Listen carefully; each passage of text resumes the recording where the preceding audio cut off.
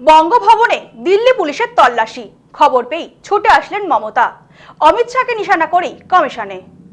সোমবার মুখ্যমন্ত্রী মমতা বন্দ্যোপাধ্যায় নির্বাচন কমিশন দফতরে কমিশনের ফুল বেঞ্চের সঙ্গে কথা বলার আগে বঙ্গভবনে মোতায়েন হলো বিরাট পুলিশ বাহিনী।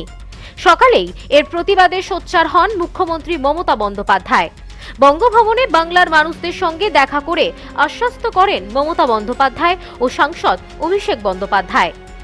মুখ্যমন্ত্রী দিল্লি পৌঁছাতেই উত্তাপ বাড়ে দিল্লির। এসআইআর এর নামে অত্যাচারের অভিযোগ এনে সরব হন তিনি। প্রতিবাদ জানাতে বাংলা থেকে একাধিক পরিবার দিল্লির বঙ্গভবনে পৌঁছেছে। মঙ্গলবার তারা দেখা করবেন নির্বাচন কমিশনারের সঙ্গে। তার জন্য চাওয়া হয়েছে অনুমতি, অথচ সোমবার সকাল থেকে সেই বঙ্গভবনের বাইরে বিরাট পুলিশ বাহিনী মোতায়েন করে দিল্লি পুলিশ। সংবাদ মাধ্যমের সঙ্গে দেখা করতে বাধা দেওয়া হয় বলে অভিযোগ করেন মুখ্যমন্ত্রী মমতা বন্দ্যোপাধ্যায়। তৃণমূল সর্বভারতীয় সাধারণ সম্পাদক অভিষেক বন্দ্যোপাধ্যায়কে নিয়ে বাসভবনের বাইরে বেরিয়ে আসেন তিনি। অভিযোগ করেন ঘরে ঘরে খুঁজে দেখছে কে কে এসেছে, এটা পুলিশ করতে পারে না। বাংলায় 150 জন মারা গিয়েছে এসআইআর এর জন্য। তাদের জন্য কিছু পরিবার তাদের আওয়াজ পৌঁছে দিতে দিল্লিতে এসেছেন। অনেকে আছেন যাদের জীবিত অবস্থায় মৃত দেখিয়েছেন নির্বাচন কমিশন, তার প্রতিবাদ করতে তারা এসেছেন। যদি তাদের অনুমতি দেওয়া হয় তারা দেখা করবেন, কিন্তু কিভাবে তারা তাদের আওয়াজ তুলে ধরবেন তা শেখাতে পারেন না দিল্লি পুলিশ। যদি তারা চ্যালেঞ্জ করে তাহলে তারা জানেন না বাংলার মানুষ কত দূর যেতে পারে। তিনি স্পষ্ট করে দেন দিল্লি পুলিশ নিজে থেকে এমনটা করছে না, তাদেরকে সেরকম নির্দেশ দেওয়া হয়েছে, তাই তারা মোতায়েন হয়েছে। স্বরাষ্ট্রমন্ত্রীকে অনুরোধ করব এরকম আচরণ করবেন না।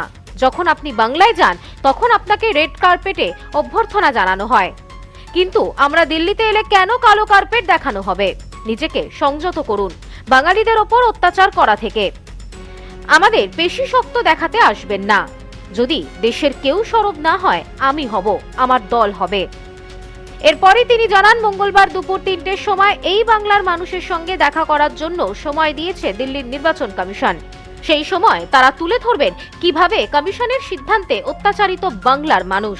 তার আগে তারা সংবাদ মাধ্যমের সঙ্গে কথা বলবেন কিনা তা পুলিশ নিশ্চিত করে দিতে পারে না। বাংলার মানুষ কোনো বিক্ষোভ দেখাতে আসেননি। বিক্ষোভ দেখাতে হলে তার চেহারা অন্যরকম হতো, কিন্তু স্বরাষ্ট্র মন্ত্রকের নির্দেশে পুলিশ যেন এই অত্যাচার না করেন। বঙ্গভবনের বাইরে তিনি দিল্লি পুলিশের কর্তাদের সঙ্গে কথা বলেন। दिल्ली पुलिस को इधर में देखो बास करके ले आया। हमारा जो लोग बंगाल से आया उसको सता रहे हैं, उसको टॉर्चर कर रहे हैं, घर घर में जाके खून ढूंढ रहा है। कोई आया कोई नहीं आया। क्यों नहीं आएगा? अगर जिसको आदमी को डेथ हो गया है वो नहीं आ सकता है, मीडिया को नहीं बता सकता है। वो लोगों का हक है आने का। वो क्या इंडियन का नागरिक नहीं है? जो लोग जिंदा है उसको मृत बना दिया, डेथ बना दिया। आप पुलिस को दिखाइए, हमको माल दिखाइए, पुलिस को दिखाइए, कैमरा उधर में दिखाइए।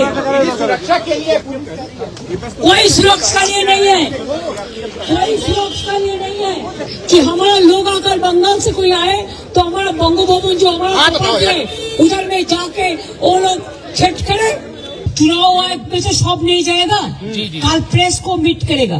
कल प्रेस को मीडिया है, मीडिया का साथ वो लोग मीट करेंगे, उसको दिखाने के लिए हम ले आया। Bureau report, news no man's land, Delhi. New PC jewellers সম্পর্ক গড়ে দেয়। বনগাঁতে আমাদের 3টি শোরুম প্রতিদিনই খোলা। নিউ পিসি জুয়েলার্স বনগাঁ বাটার মোড়। New PC jewellers branch Kumudini স্কুলের বিপরীতে। New PC jewellers beauty Motiganj Hatkhola.